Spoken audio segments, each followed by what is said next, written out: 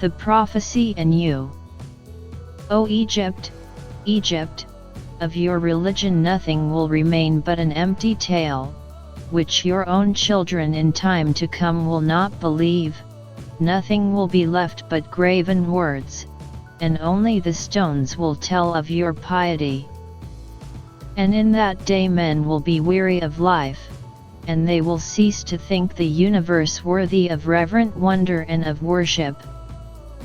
And so religion, the greatest of all blessings, for there is nothing, nor has been, nor ever shall be, that can be deemed a greater boon, will be threatened with destruction. Men will think it a burden, and will come to scorn it.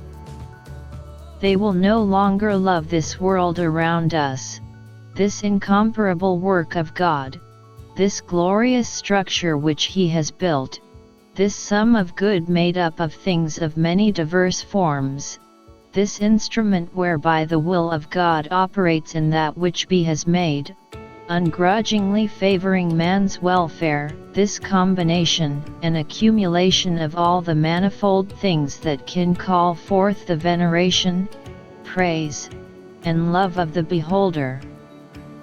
Darkness will be preferred to light, and death will be thought more profitable than life. No one will raise his eyes to heaven, the loyal reverent will be deemed insane, and the irreverent wise.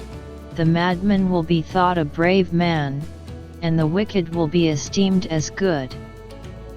As to the soul, and the belief that it is immortal by nature, or may hope to attain to immortality, as I have taught you, all this they will mock at, and will even persuade themselves that it is false.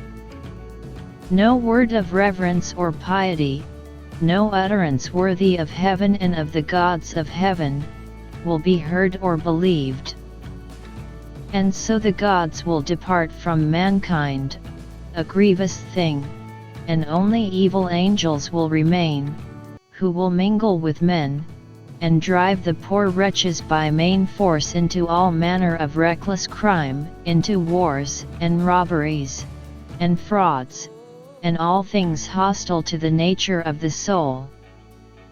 Then will the earth no longer stand unshaken, and the sea will bear no ships, heaven will not support the stars in their orbits, nor will the stars pursue their constant course in heaven. All voices of the gods will of necessity be silenced and dumb, the fruits of the earth will rot, the soil will turn barren, and the very air will sicken in sullen stagnation. After this manner will old age come upon the world.